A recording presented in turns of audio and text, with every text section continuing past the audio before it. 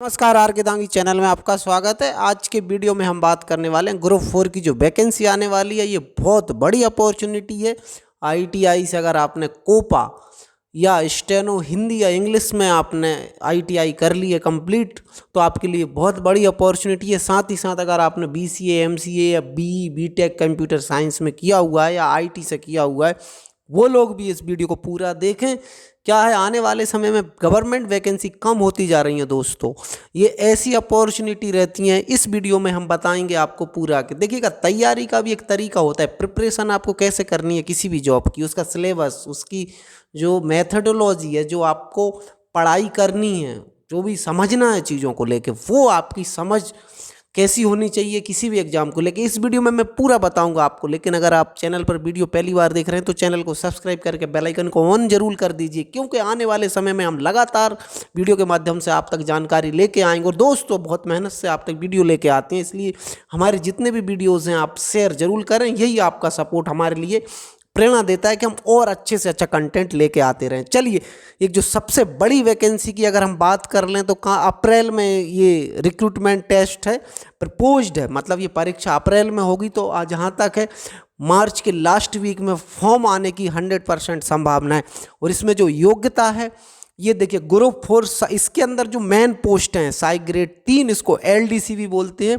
और जो ऑफिस में क्लर्क या बाबू होता है, उसको वो भी पद नाम दिया जाता है। इसके अलावा स्टेनोटाइपिस्ट जो एक पद है, ये स्टेनो हिंदी से अगर किसी ने स्टेनोग्राफी कंप्लीट कर ली है 80 वर्ड पर मिनट, उनके लिए बहुत बड़ी अपॉर्चुनिटी होती है। और दोस्तों, सबसे बड़ा जो पद हम इस ग्रुप की बात कर रहे हैं, स्टेनोग्राफर का जो वेतन है, जो सैलरी है, सबसे ज़्यादा होती है। इस अगर आपने 100 वर्ड पर मिनट में आपने स्टेनोग्राफी कंप्लीट कर ली है तो फिर आपको इस पोस्ट के लिए आप एलिजिबल हो जाएंगे। इसके अलावा है डाटा एंट्री ऑपरेटर, और इसी के लगभग मिलते जुलते और भी पद हैं।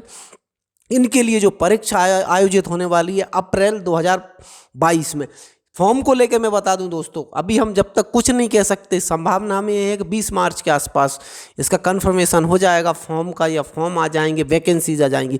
लेकिन अगर हम बात करें इस वीडियो में, मैं आपको सबसे पहले पुराना जो नोटिफिकेशन है 2018 वाला, उस पे ले चलता हूँ। आपकी जो योग्यता, शर्तें, आपकी एज, ये सारी चीज़ें एज इट इज रहने वाली हैं, कि संशोधन कुछ हुआ नहीं है नियम में। तो एक हम बात कर लेते हैं। देखिएगा, सबसे पहले मैं आपको बता देता हूँ योग्यता को लेके। देखिएगा, आपको अगर हम बात करें योग्यता की, तो योग्यता को लेके मैं आपको बता देता हूँ। ये हमारे पास वीडियो है, ये देखिएगा। आपके पास अगर आपने 12th क्लास पास कर लिया है, दोस्तों ध्यान से सुनिएगा, अगर आपने 12th क्लास पास कर लिया है, 12th के बाद आपने अगर कोपा कर लिया है, या 12th के बाद आपने कोई दूसरा कंप्यूटर का डिप्लोमा कर लिया है, डीसीए कर लिया, या एक वर्षीय और कोई भी कोर्स किया हुआ है मान्यता प्राप्त संस्थान से, तो फिर आप ये फॉर्म भर सकते हैं। 12th के बाद अगर आपने बीए, बीएससी या आपने ग्रेजुएशन करने के बाद पीजीडीसीए कर लिया है, तो भी आप इसके लिए एलिजिबल हैं। लेकिन मिनिमम योग्यता अगर 12वीं के साथ आपका कंप्यूटर डिप्लोमा है 1 वर्ष का, और आपके पास सीपीसीटी का वैलिड स्कोर कार्ड है। अब वैलिड स्कोर कार्ड को लेके भी सभी लोगों के अंदर अभी कन्फ्यूजन है, तो मैं आपको बता दूं, कन्फ्यूजन में आप ना रहें। सिर्फ आपका कंप्यूटर पार्ट है वो पास होना चाहिए। उसके साथ ही साथ अगर आपका अकेला हिंदी टाइपिंग में भी अगर आप पास हैं, तो आप साई ग्रेड 3 के लिए एलिजिबल हैं। अब आप समझिए, हिंदी अथवा इंग्लिश, या आप कंप्यूटर पार्ट पास हैं और उसके साथ इंग्लिश वाला आपने टाइपिंग पास कर लिए, तो भी आप एलिजिबल हैं। आप दोनों चीज़ें समझिए, हिंदी अथवा इंग्लिश, अथवा मतलब या हिंदी हो पास या इंग्लिश पास हो, दोनों हैं तो बहुत ही अच्छा है। लेकिन ज़्यादातर 99% जो पद हैं मध्य प्रदेश में, उनमें हिंदी टाइपिंग अगर आपने क्वालिफाई कर लिया है, और आपने पहला पार्ट जो कंप्यूटर बेसिक का है पार्ट, या जिसमें जनरल एबिलिटी और बाकी चीज़ें जो 75 नंबर का जो पोर्शन होता है वो पास हैं, और हिंदी टाइपिंग पास हैं आप, तो फिर आपका सीपीसीटी का स्कोर कार्ड वैलिड माना जाएगा। ये भी मैंने बता दिया। ये आने वाला जो सीपीसीटी एग्ज़ाम है, इसको सीरियसली आप पास कर जाइए। होता क्या है, आपके पास एग्जाम निकालने के लिए ट्रिक्स और इन सब से कुछ नहीं होता है। आपके पास सबसे पहले सिलेबस की आपकी पूरी नॉलेज होनी चाहिए, और युद्ध स्तर पर एक एक दिन, एक एक महीना आपको बिल्कुल समझना चाहिए कि आज आपको ये टारगेट पूरा करना है। छोटे छोटे टारगेट के साथ साथ बड़ा आपका विजन होना चाहिए। आप 100% कोई ना कोई एग्जाम क्वालिफाई कर जाएंगे। होता क्या है, हमारे यहाँ पर एमपी में स्टूडेंट हैं, उनको पहले तो सिलेबस पता नहीं रहता, फिर कुछ उनको योग्यता को लेके भी शंका रहती है। तो अब मैंने बता दिया, आपने 12वीं पास कर ली, कोपा कर लिया, लिया या आपने स्टेनो कर लिया तो फिर आप इन सारे पदों के लिए एलिजिबल रहेंगे। अब देखिएगा, आप 12वीं तो हो गया, एक सभी ने 12वीं की होगी जितने भी हैं। इसके साथ ही साथ कंप्यूटर अनुप्रयोग मतलब कंप्यूटर एप्लीकेशन में 1 वर्षीय डिप्लोमा। 1 वर्षीय डिप्लोमा मतलब जो ITI का कोपा है, चाहे SCBT से हो या NCBT से, वो भी मान्य रहेगा। साथ ही साथ आपने DCA PGDCA किया हुआ है, वो भी मान्य रहेगा। इसके अलावा BE किया है आपने, MBA BCA किया हुआ है, MSc किया हुआ है, आपने BSc किया है कंप्यूटर IT से, MTech किया है, तो फिर आप एलिजिबल हैं। अगर एक सब्जेक्ट आपका रहा है BSc BCom में तो फिर आप एलिजिबल नहीं रहेंगे। साथ ही साथ अब इसका मतलब आप समझिए, जो तीसरा पॉइंट है, हिंदी में 20 शब्द था अथवा अंग्रेजी में 30 शब्द। इसका मतलब या तो आपने हिंदी वाला पोर्शन पास किया हो अथवा इंग्लिश वाला, कोई भी एक पास है तो भी आपका स्कोर कार्ड वैलिड माना जाएगा। और जहाँ तक साई ग्रेड 3 है, उसमें आपका अगर हिंदी वाला पास है और कंप्यूटर पार्ट पास है तो आप वैलिडिटी या योग्य हैं, आप उसका फॉर्म भर सकती हैं। ये कन्फ्यूजन आप दिमाग से निकाल लीजिए। कंप्यूटर पार्ट और हिंदी अगर पास कर लिया है मैक्सिमम लोगों ने, स्टेनोटाइपिस्ट के लिए ऊपर वाली जो साई ग्रेड 3 के लिए योग्यता थी, उसके अलावा स्टेनोटाइपिस्ट के लिए 80 वर्ड प्रति मिनट का, मतलब कि आपका जो ITI का डिप्लोमा है, आपका प्रैक्टिकल है, अगर आपने वो पास कर रखा है, ITI की मार्कशीट है स्टेनो ट्रेड की, तो फिर आप इसके लिए योग्य हैं। मध्य प्रदेश बोर्ड से भी, शीघ्र लेखन बोर्ड से भी मिलता है, वो भी आपका वैलिड है। इसी के साथ साथ आपका स्टेनोग्राफर की जो योग्यता की बात कर ले, 100 वर्ड पर मिनट। अब यहाँ पर एक कन्फ्यूजन ये है कि अगर आपने 80 वर्ड में फेल है और अगर 100 का अकेला सर्टिफिकेट है तो भी आप इसका उपयोग कर सकते हैं स्टेनोग्राफर भरने के लिए। जो लास्ट वाला पद है, इसमें आपके पास ज़्यादा योग्यता है, मतलब आपका ग्रेड पे भी 2800 रहेगा, ये मैंने आपको बता दिया है। तो आप इस चीज़ को लेके बिल्कुल समझ लें कि आपको क्या करना है। अब मैं आपको बता देता हूँ, एक और चीज़ मैं बता देता हूँ,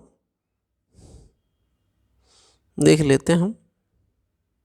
देखिएगा, ये एक और चीज़ मैं बता देता हूँ। अभी आप पेपर को लेके और कन्फ्यूजन है, पेपर को लेके कन्फ्यूजन मैं दूर कर देता हूँ। पेपर में क्या क्या आता है वो आप समझ लीजिए। अभी आप देखिए, तैयारी करने के सामान्य ज्ञान लगभग हर एग्जाम में पूछा जाता है। PEV जो भी एग्जाम लेती है उसमें 10th का लेवल रहता है। सामान्य हिंदी भी पूछा जाता है, लेकिन दोस्तों मतलब जो आपका मेन रहेगा, जो एक टर्निंग पॉइंट बोल सकती हैं आपका, जो या फिर आपका सक्सेस को डिसाइडिंग जो फैक्टर बनेगा वो बनेगा अंग्रेजी आपको, या इंग्लिश अच्छे से पढ़ लें, 10वीं लेवल की ग्रामर वगैरह पढ़ लें तो इसमें अंग्रेजी भी आती है।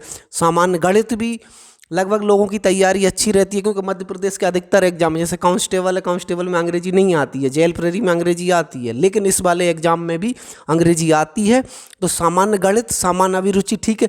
और एक और दोस्तों रहेगा सामान्य कंप्यूटर के क्वेश्चंस आप अच्छे से समझ लें और सामान्य अंग्रेजी समझ लें। सामान्य ज्ञान, सामान्य हिंदी और सामान्य गणित, ये 10वीं लेवल का ही है। हिंदी इंग्लिश गणित 10वीं लेवल का रहेगा, लेकिन इसमें सामान्य अभिरुचि में सामान्य आपका क्या नहीं दिया हुआ है, सामान्य विज्ञान नहीं दिया हुआ है, ये आप समझ लें।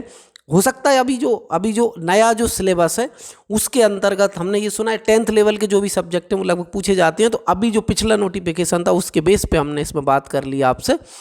अभी अगर आपको ये समझना है इस वैकेंसी को लेके, देखिएगा मैं, तो इस वाली वैकेंसी में अगर हम बात करें, स्टार्टिंग से ही मैं बता दूं आपको, इसमें बहुत सारे पद रहते हैं। और एज को लेके भी आपको मैं बता दूं, एज आपकी 45 वर्ष SC ST OBC के लिए रहती है, जनरल के लिए 40 वर्ष होती है एज।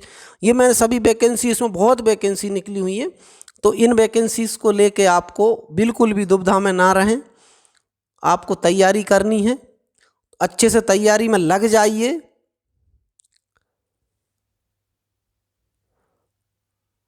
अच्छे से तैयारी में लग जाइए, क्योंकि अगर आप अभी तैयारी में लग गए तो फिर समझ लो आपका सिलेक्शन पक्का है।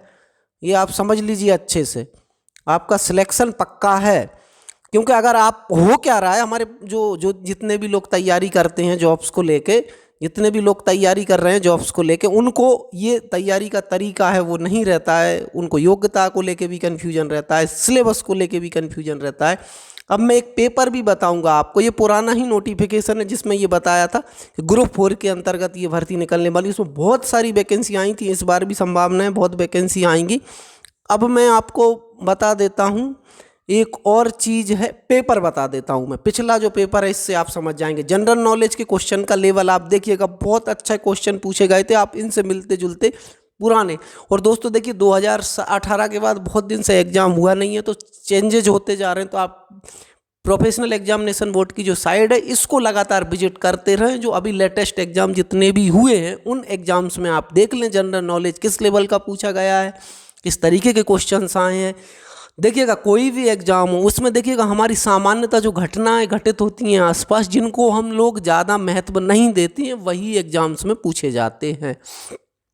और जो सादा क्वेश्चन रहते हैं वो लगभग सभी लोग कर लेते हैं। देखिएगा ये रणजी ट्रॉफी चैंपियन विदर्भ, ये पूरा ये पेपर इस पर पड़ा हुआ है, पीईबी की साइट पे पड़ा हुआ है, पुराना पेपर है, उसको आप देख लें और इससे आप समझ लें किस तरीके के क्वेश्चन पूछे गए हैं। समय समय पर हम भी आपको गाइड करते रहती हैं, क्वेश्चंस लेके आते रहती हैं, आपको बताते रहती हैं कैसे पढ़ें क्या पढ़ें। तो दोस्तों आपका सपोर्ट यही रहेगा कि आप चैनल को सब्सक्राइब भी करें और लोगों को शेयर कर दें, जिससे कि ज़्यादा से ज़्यादा लोगों तक हमारी जानकारी, हमारे वीडियो पहुँचे और हम लोगों की मदद कर सकें। यही उद्देश्य है हमारा इस चैनल पे वीडियो बनाने का। आज के वीडियो में इतना ही, फिर मिलेंगे एक नई जानकारी नई वीडियो के साथ। बहुत बहुत धन्यवाद।